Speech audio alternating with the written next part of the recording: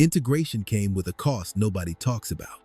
Welcome back to Black History and Photos, where we bring you the real, unsanitized photos America doesn't want you to see. Please subscribe to us and leave a like. This tells the algorithm we are building a great movement. Now, before y'all come at me, let me be clear. Segregation was evil, oppressive, and had to end. But here's the complicated truth they don't teach you.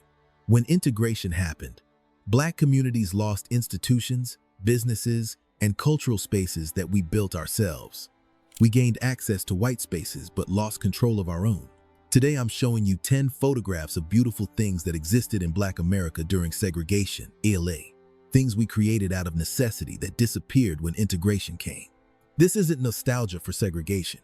This is mourning for what we lost when we integrated into a system that never truly valued us. Number 10. Black-owned hotels. This photograph from 1958, preserved in the Library of Congress, shows the exterior of a thriving Black-owned hotel that served Black travelers during segregation. These hotels were more than just places to sleep. They were community institutions, social centers, and symbols of Black economic power. During segregation, Black travelers couldn't stay at white hotels, so Black entrepreneurs built their own. Hotels like the Dunbar Hotel in Los Angeles, the Teresa Hotel in Harlem, and dozens of others across the country provided luxury accommodations for Black guests. These weren't shabby motels. They were elegant establishments with restaurants, ballrooms, and first-class service. Black hotels employed Black workers, desk clerks, bellhops, maids, cooks, and managers. They hosted Black conventions, weddings, and social events.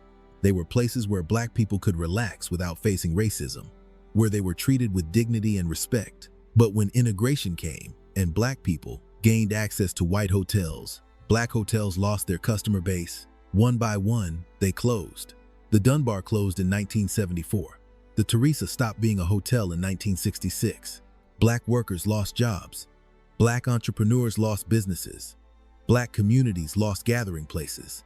Integration gave us access to white hotels where we still faced discrimination and microaggressions. But we lost hotels where we were truly welcome, where we controlled the space, where our money stayed in our community.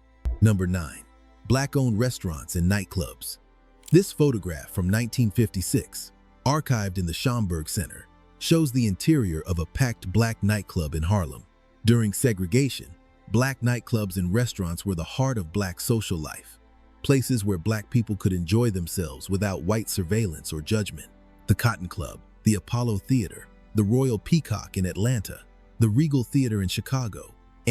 These venues showcased Black talent and provided entertainment for Black audiences. They employed Black musicians, Black waiters, Black bartenders, and Black managers. They were economic engines for Black communities. Black restaurants served soul food and created culinary traditions that defined Black culture. They were places where Black families celebrated special occasions, where Black professionals conducted business, where Black communities gathered. When integration came, many Black people started going to white establishments that had previously excluded them. Black nightclubs and restaurants lost customers and closed. Black musicians lost venues. Black workers lost jobs. Black neighborhoods lost their social centers. Yes, we gained the right to eat anywhere, but we lost restaurants where the food tasted like home, where the owners knew our names, where we didn't have to code switch or worry about being watched suspiciously. Number 8. Black-owned theaters. This, a photograph from 1955, held in the Library of Congress, shows a Black-owned movie theater in the South. During segregation, Black theaters showed Hollywood films and race films, DSS, movies made by and for Black audiences that white theaters wouldn't show. Black theaters were community institutions. They employed Black projectionists, ticket takers, and concession workers. They hosted talent shows and community events. They were places where Black teenagers went on dates, where Black families spent Saturday afternoons, where Black communities gathered for entertainment. Race films, yes. Movies, with all Black casts, telling Black stories, yes, thrived because Black theaters showed them.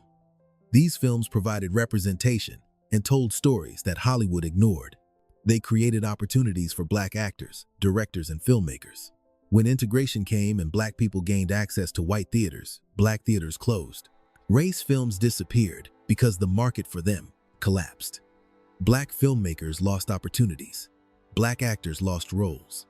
Black communities lost control over their own cultural representation. We gained access to Hollywood movies in integrated theaters.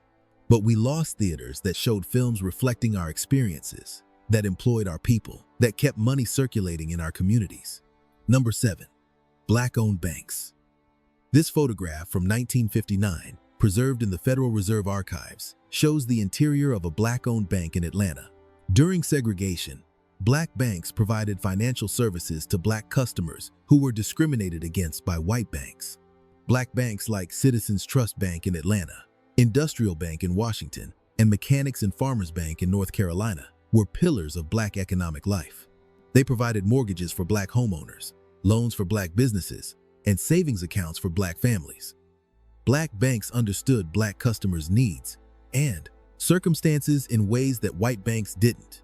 They were more willing to take risks on Black entrepreneurs. They invested in Black communities.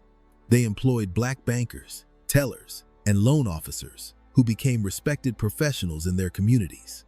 When integration came and discrimination in lending became illegal, Black people gained access to white banks with more capital and resources. Black banks lost customers and deposits. Many closed or were absorbed by white banks. Black communities lost financial institutions that understood and served them. We gained access to bigger banks with more services. But we lost banks that were invested in our communities, that understood our struggles, that kept our money working for us instead of against us. Number 6. Black-owned insurance companies. This photograph from 1957, archived in the North Carolina Mutual Life Insurance Company collection, shows the headquarters of one of the largest Black-owned businesses in America. Black insurance companies thrived during segregation, providing services that white companies refused to offer Black customers. North Carolina Mutual, Atlanta Life, and other Black insurance companies employed thousands of Black workers as agents, actuaries, and executives. They accumulated significant capital that they invested in Black communities. They provided life insurance, burial insurance, and other financial products that gave Black families security. Black insurance agents were respected professionals in their communities. They visited Black homes, built relationships with Black families, and provided financial advice. They were part of the social fabric of Black neighborhoods. When integration came and white insurance companies started serving Black customers, Black insurance companies lost market share. They couldn't compete with the capital and resources of white companies. Many were acquired or went out of business. Black communities lost major employers and sources of investment capital. We gained access to insurance from bigger companies. But we lost companies that were committed to our communities, that employed our people in professional roles, that accumulated Black wealth instead of extracting it. Number 5. Black-owned grocery stores. This photograph from 1958, held in the Library of Congress, shows a Black-owned grocery store in a Black neighborhood. During segregation, Black grocery stores served Black communities, providing not just food but also credit, employment, and community connection. Black grocery store owners knew their customers personally. They extended credit to families going through hard times. They hired neighborhood teenagers for their first jobs. They sponsored Little League teams and church events. They were integral parts of Black communities. Black grocery stores kept money circulating within Black neighborhoods. When Black families spent money at Black stores, that money paid Black employees, who spent it at other Black businesses, creating a cycle of economic activity within the community. When integration came and Black people gained access to white-owned supermarkets with lower prices and more selection, Black grocery stores couldn't compete. They closed. Black store owners lost their businesses. Black workers lost jobs. Black neighborhoods lost community anchors. We gained access to supermarkets with more choices and lower prices. But we lost stores where the owners knew our families, where we could get credit when times were tough, where our money stayed in our community. Number 4. Black schools and Black teachers. This photograph from 1956, preserved in the Library of Congress, shows Black teachers and students at a segregated school. This is the most complicated loss of all, because segregated schools were underfunded and unequal. But they were also places where Black children were taught by Black teachers who believed in them. Black teachers in segregated schools had high expectations for Black students. They taught Black history and Black achievement.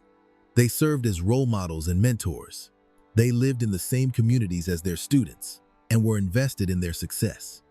Black schools were community institutions. They hosted community events, provided adult education, and served as gathering places. Black principals were community leaders. Black teachers were respected professionals. When integration came, thousands of black teachers and principals lost their jobs. School boards closed black schools and transferred black students to white schools, but they didn't hire black educators in proportion to the student population. Black teachers who had been principals became assistant principals or classroom teachers. Many were forced out of education entirely. Black students in integrated schools often faced racist teachers who had low expectations for them, who didn't teach black history, who punished them more harshly than white students. They lost the nurturing environment of black schools where teachers believed in their potential. We gained access to better funded schools with more resources. But we lost schools where we were valued, where our culture was celebrated, where black educators shaped our minds and our futures. Number 3. Black business districts. This photograph from 1959, archived in Ebony magazine, shows a thriving black business district with black-owned stores, offices, and services. During segregation, black business districts were economic and social centers of black communities. Sweet Auburn Avenue in Atlanta, Beale Street in Memphis, U Street in Washington, Central Avenue in Los Angeles. These districts had black-owned businesses serving black customers. Black doctors, lawyers, dentists, and other professionals had offices there. Black families shopped, worked, and socialized there. These business districts created black wealth. Black entrepreneurs built successful businesses. Black professionals earned good incomes. Black workers had employment opportunities. Money circulated within black communities, creating multiplier effects that built community wealth. When integration came, many black professionals and businesses moved to integrated areas or white neighborhoods, seeking access to white customers and broader markets. Black business districts declined. Stores closed. Buildings deteriorated. The economic engines of black communities sputtered and died. Urban renewal programs, often called Negro removal, demolished many black business districts to build highways and public housing. The combination of integration and urban renewal destroyed the economic infrastructure of black communities. We gained the right to do business anywhere, but we lost concentrated black economic power, lost business districts that created black wealth, lost the economic self-sufficiency that came from controlling our own commercial spaces. Number 2. Black professional networks.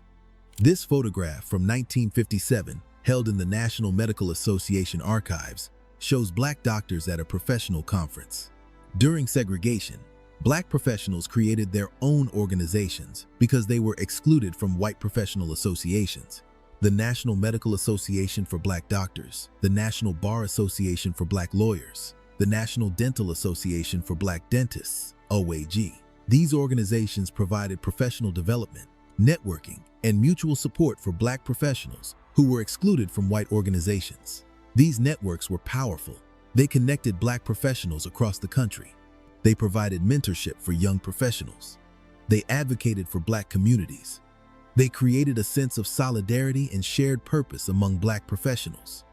When integration came and white planned, professional organizations opened their doors to black members. Black professional organizations lost members and influence. Young black professionals joined integrated organizations seeking broader networks and opportunities. Black professional organizations still exist, but they're weaker than they were during segregation. We gained access to mainstream professional networks, but we lost the concentrated power of black professional solidarity, lost organizations that were solely focused on advancing black professionals and serving black communities. Number 1. Black community cohesion. This final photograph from 1958, preserved in the Library of Congress, shows a black neighborhood gathering. Families, businesses, churches, and community organizations all together. This image represents what we lost most of all when segregation ended: the forced cohesion that came from being excluded from white society. During segregation, black people of all classes lived in the same neighborhoods. Black doctors lived next door to black janitors. Black teachers lived down the street from black factory workers. Black professionals couldn't escape to white suburbs, so they stayed in black neighborhoods, providing role models, leadership, and resources. This proximity created strong communities. Black children saw Black success up close. Black families supported each other across class lines. Black communities had internal resources to solve problems and support members in need. When integration came, middle-class and professional Black people moved to integrated neighborhoods or Black suburbs, seeking better housing and schools. This was their right, and nobody can blame them for wanting better for their families. But their departure devastated the Black neighborhoods they left behind. The most educated, most resourced, most connected Black people left. The Black neighborhoods that remained became concentrated poverty. The internal resources that had sustained Black communities during segregation disappeared.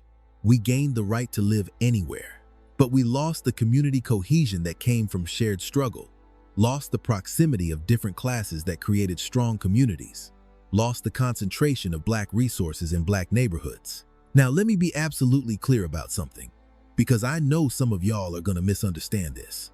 I am not saying segregation was good. I am not saying we should go back to segregation. Segregation was evil, oppressive, and violent. It had to end. Black people fought and died to end it, and that fight was righteous and necessary. But here's the truth that makes white people uncomfortable, and that even some Black people don't want to acknowledge. Integration was designed by white people to benefit white people. We integrated into their schools, their neighborhoods, their businesses, their institutions. They didn't integrate into ours. When we integrated, we gave up control. We closed our schools and sent our children to their schools. We closed our businesses and shopped at their stores. We left our neighborhoods and moved to their neighborhoods. We gave up Black institutions and joined white institutions. And what did we get in return? Access. We got access to better funded schools where our children face racist teachers.